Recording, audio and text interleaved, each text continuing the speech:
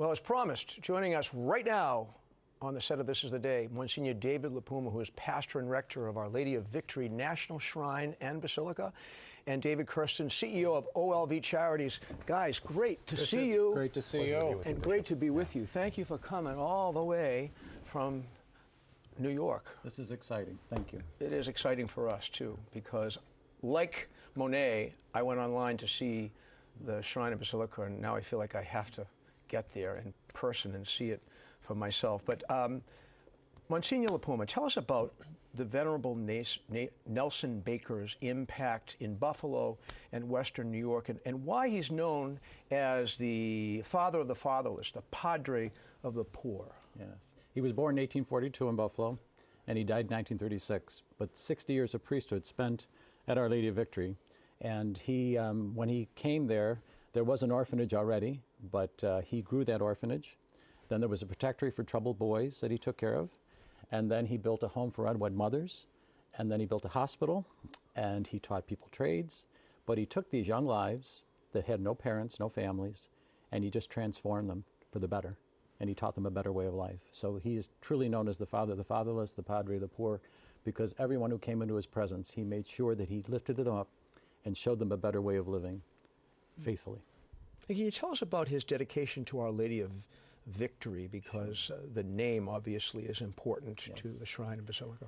When he got the call to become a priest, which was later in his life after a successful business career, which was very important to why we're still where we are today because of that business sense from his dad, but he did get the call to give up his business and join the seminary.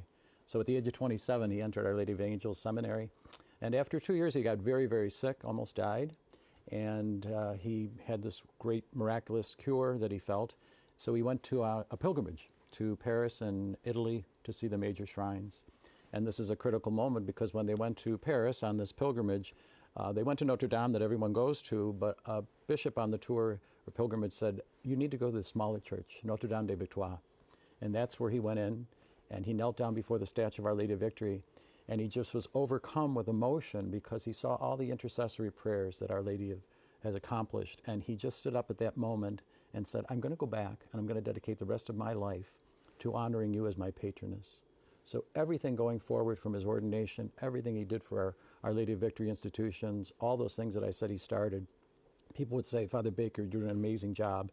And he would always say, I didn't do it. She did it all. And he would point to her statue. And that statue is everywhere on our property. He wanted everyone to have devotion to Our Lady of Victory. And it's just a great tribute to faithfulness and love for our Blessed Mother and trusting in the providence of God. What an amazing story of grace. And David, OLV Charities and the whole property, it's a huge operation. Can you tell us about your role and how you make this guy look good? Right.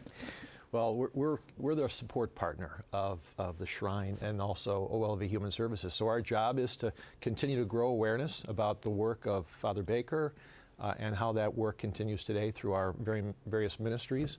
Of course, we want to create friends and benefactors across the country, which we have, and to sustain these ongoing missions. So that's our primary role. It's an exciting job, and much of what we do stems back to the work of Father Baker back in the 1880s when he began to grow these huge ministries. He, like today, needed to identify resources, and so he started to write women across the country to ask for their support. And so what we do today is really based on the work that he began about 140 years ago in terms of outreach for funds. There's some significant direct mail efforts too, do you know?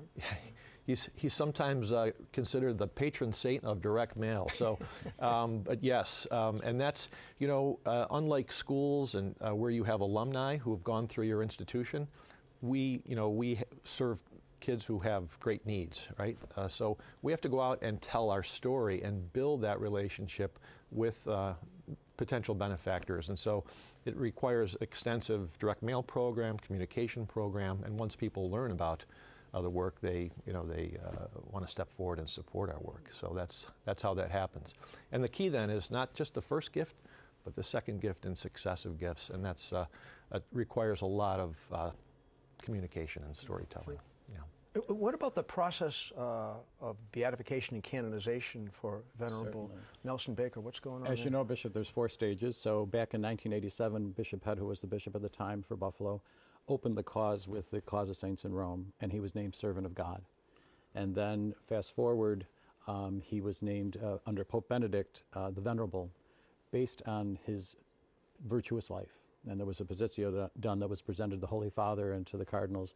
And it really tells an extensive story of a very virtuous life that really is on the road to be beatified and canonized. So we just need 2 intercessory miracles, which we're working on right now, to get before the Cause of the Saints in Rome. And we're praying that soon he would be beatified and after that canonized. Just one more job for you, though. I mean, you got a lot going on there. With I got a great support team and a great help. Yeah. There's so many good people doing so many good works. And you know, Bishop, I begin my day when I walk in the Basilica of going over and kneeling at the tomb of Father Baker, because back in 1999 it was recommended to bring him out of the cemetery where he was buried with his parents next door and bring him into the Basilica so people had direct access to the tomb. And as you know, that happened quite often in Rome and various churches. So to be able to come in every day and kneel down before his tomb, and so many people come every day looking for intercessory prayers. Wow. There you Well, I really am dying to the tomb visit right this there. place, and I mean, just seeing it right now, even as we watch this video. David, how do you, as a team, how do you continue the spirit and the work of Venerable Nelson Baker in OLV Human Services and OLV Charities? Through a variety of programs. We have a new Centennial magazine. We have a video program where we're developing podcasts and programming to share across the country and our story. So we have a great, very talented team that help us do that. Of course, as we just mentioned, our direct mail program. But we also go across the country, and so we spend time in various regions, engaging our friends and encouraging support. And I'll tell you, there are a lot of things that I've had to raise money for over my life, but this is a very easy sell because people are so motivated and have a great love for Father Baker and the work that he's done, and the institutions continue over these 150, 160 years. So I come away from these experiences encouraged, hopeful, energized, and as does our team. We have the benefit of working with our partners, of course, the Shrine and then the Human Service programs that happen. And being connected to the mission is really critical so that we can be involved and engaged with the young people and the families that are being serviced through our programs. And that's very encouraging as well. So we tell the story, we engage the community, and then hopefully can elicit support from people who are very motivated to support the ministry. You know, I'm very grateful to you for giving me this centennial rosary from the Shrine, and it prompts me to ask you about the centennial. Must be a lot of celebrations. We began in 2021 with the groundbreaking or honoring that, and now we're doing leading up to May of 2026 when it was dedicated and consecrated. We're doing a series of concerts, lectures. We just keep opening the doors. Our tagline is all are welcome, and we want people to come and see for themselves.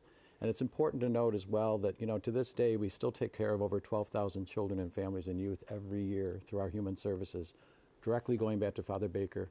The miracle is that when he died in 1936, it didn't die with him. It's growing strong. So the centennial is an opportunity to really shed light on the dome and to illuminate the Basilica, but in a very special way to illuminate the life of Father Baker today that continues to go forward. So we're grateful for these opportunities. Well, as I mentioned, I certainly hope that we can to make a visit to the Shrine and pray the rosary there with our viewers, because it would give a chance, if people can't make it to the Basilica, to be able to see it right here on Catholic TV. Hey, this is a special day for me.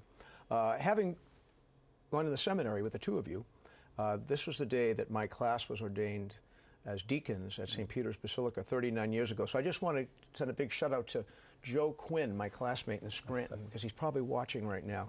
He was going to be here today, but he couldn't swing it, which I understand, which you understand. Yes, of course. You're in a parish, you're in a shrine, a basilica, you got a lot of work to do. Yeah. When you come to Buffalo, to Lackawanna, Joe will come as well, hopefully, and we can have a grand reunion. There we go. Now, I heard once that Monsignor David LiPuma was quoted as saying, "We have a lot of Nelsons in Western New York. Well, you know what? We have a Nelson right here. Really? Kevin Nelson, and he's over on the news desk. So thank you guys so much for making the trip. Bishop, thank you. To see you, and we hope to see you again right there at the Basilica. Great. That's fantastic. Thank you.